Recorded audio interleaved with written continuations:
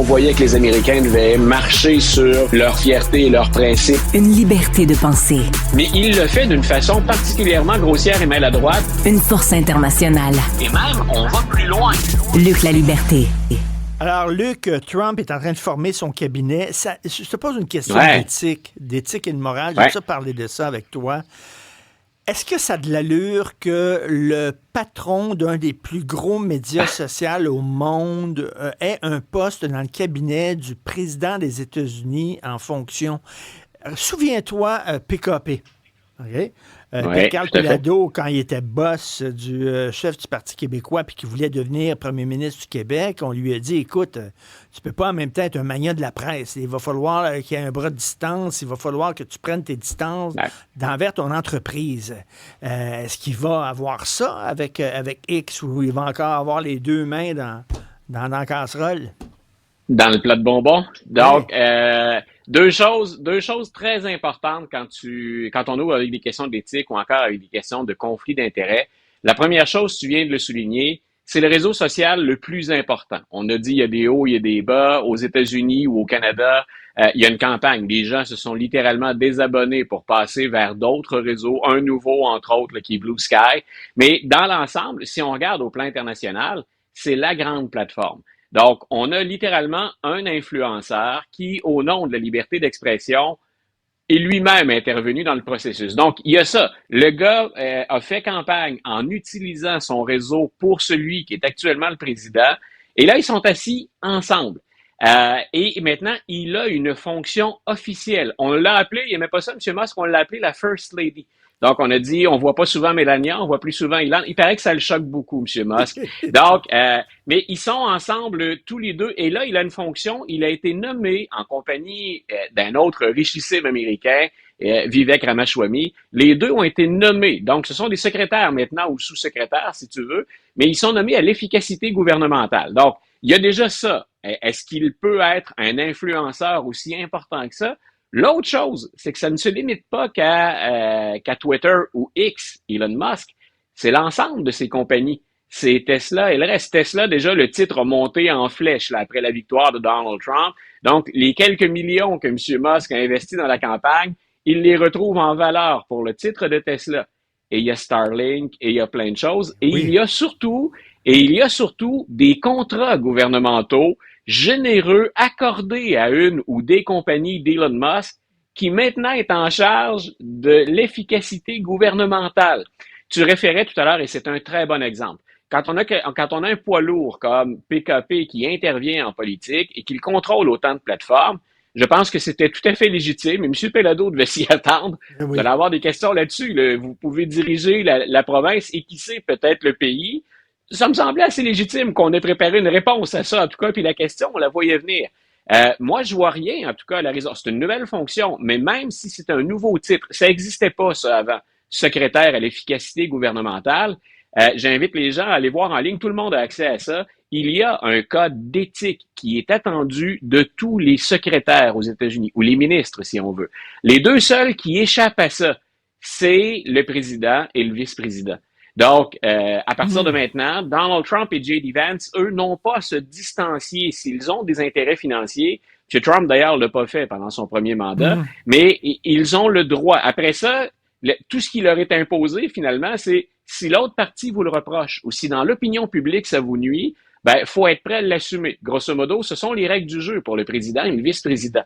Mais pour tous les ministres ou fonctionnaires, c'est écrit noir sur blanc qu'il faut éviter le genre de conflit que nous, on voit là, arriver comme un 10 roues dans une ruelle. Là. Ben oui. Donc, on est vraiment rendu là. Donc, je pense qu'au plan éthique, je vois pas comment on peut défendre ça, de continuer sans rien modifier. Et ça explique en partie, parce qu'il y a beaucoup de choses en jeu, mine de rien, et je trouve ça objectivement fascinant. Ben oui, quand je dis, je regarde comment on teste le système. Je sais pas si tu te souviens, la semaine dernière, M. Trump a parlé, maintenant M. Trump, et ça, on le savait, puis je comprends parfois des politiciens de le faire, il s'adresse plus aux médias maintenant. Il passe par Truth Social ou encore il va passer par X pour s'exprimer.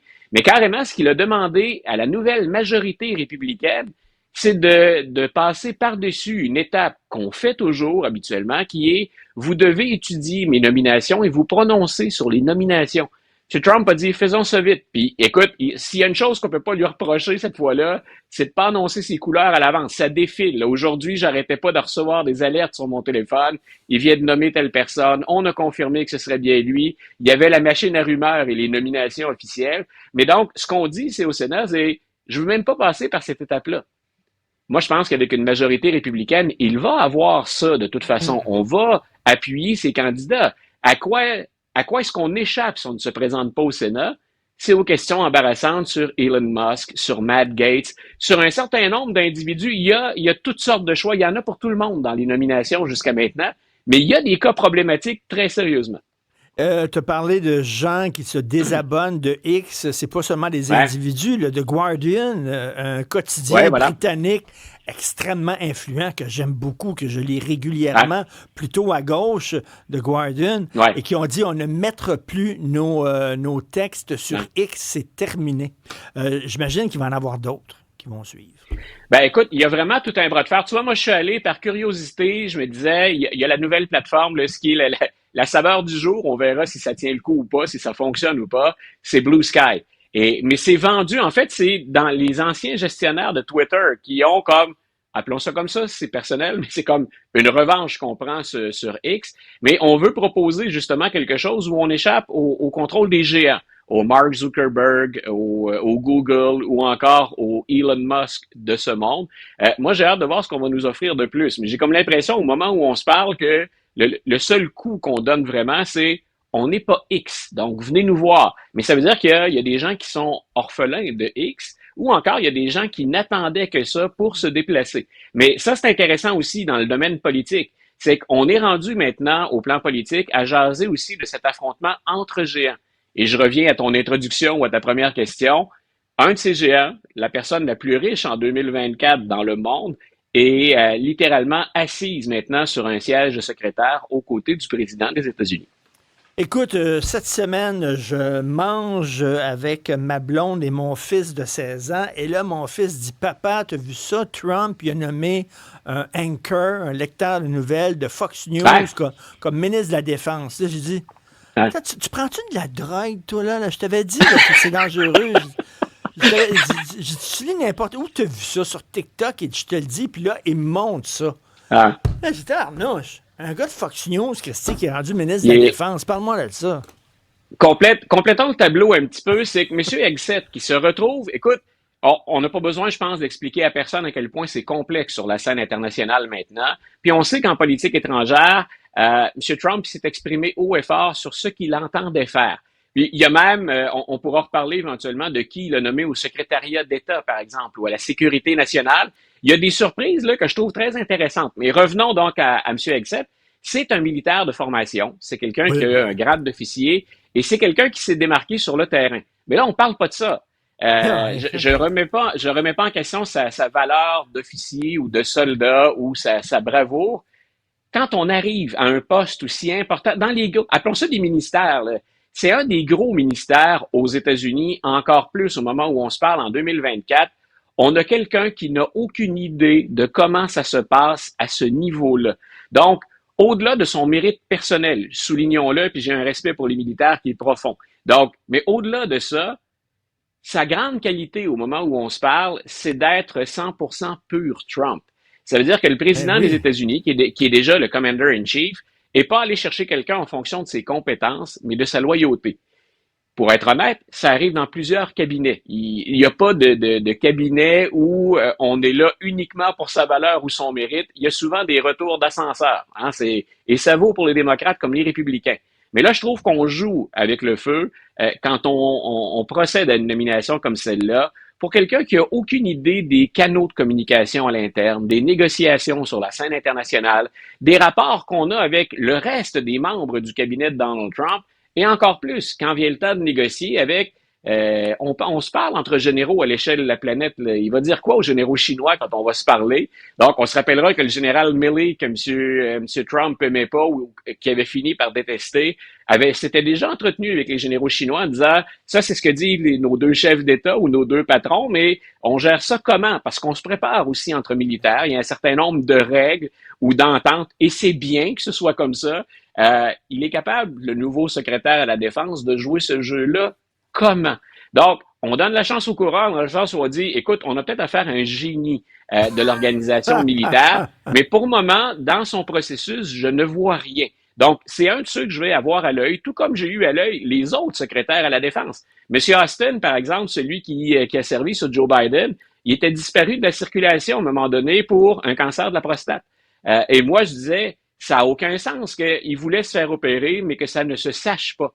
Et j'avais été un des critiques en disant, c'est pas normal. C'est pas normal que son patron sache pas qu'il est sur la table d'opération et c'est pas normal que le numéro 1 du Pentagone ne soit pas là et que le monde tourne. Il fallait qu'il délègue et il fallait qu'il informe. Ça manquait de transparence et ça laissait place à toutes sortes de rumeurs folles qu'on pouvait lancer. Donc, on avait ça avec M. Austin, mais il faut avoir les mêmes exigences pour le prochain secrétaire. En fait, celui qui, à partir du mois de janvier 2025, gère l'armée la plus puissante de la planète, la deuxième armée la plus puissante de la planète, dans un contexte qui est particulièrement tendu. Bonne chance, M. Hegseth. Mais si votre qualité principale, c'est de suivre M. Trump, il va falloir apprendre très, très, très vite. Le gars, il animait un show à Fox News, puis là, il est ministre de la Défense dans une situation hyper explosive. Est-ce que Trump a finalement nommé Robert Kennedy Jr. son tsar de la santé? Est-ce qu'il l'a nommé ou pas? C'est pas, moi, j'ai rien vu passer d'officiel. Ce ne sont que des rumeurs pour l'instant.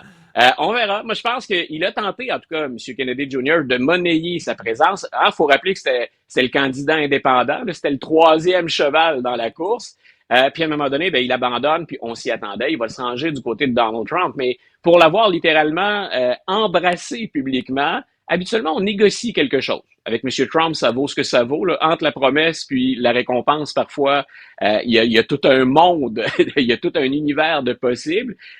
Mais ça aussi, ce serait une nouvelle. Peu importe ce que M. Kennedy a eu comme formation avant, il sera à la tête des CDC, l'équivalent d'une agence de santé nationale. Est-ce qu'un complotiste notoire, reconnu, qui a propagé de la désinformation, va être là? Il a même dit que s'il entrait en fonction, parce que lui se voit déjà là, il allait congédier tout le monde qui est là. Donc, quand on parle de brasses camarades au niveau de l'État, quand on dit parfois il y a des inquiétudes légitimes à voir ce que Donald Trump prépare, c'est qu'on a combien d'années d'expertise en santé publique aux États-Unis qu'un gars vient de menacer de congédier. Donc, ça va avec ce qu'on a dit sur Anthony Fauci, qui est un grand scientifique américain depuis des décennies, qui a conseillé tous les présidents, incluant Donald Trump, qui maintenant doit être accompagné, sa famille et lui, dans leur vie de tous les jours, de mesures de sécurité parce qu'il reçoit des menaces de mort. C'est ça qu'on laisse planer. Là. On est dans cet univers-là au moment où on se parle. Écoute, on se quitte, mais je te corrige. Oui. Mon cher Luc, que j'aime beaucoup. Tu sembles dire que Donald Trump s'entoure de yes man, comme on dit, c'est faux. Parce que quand Donald Trump dit non, tout le monde dit non. Écoute, j'ai hâte de voir quand M. Musk va dire non, parce qu'on a deux joueurs très importants, un joueur politique et un joueur économique. Pendant combien de temps y a-t-il cette connexion? Follow the money, suivons l'argent, Richard. Merci, Luc Alamin, salut. Salut.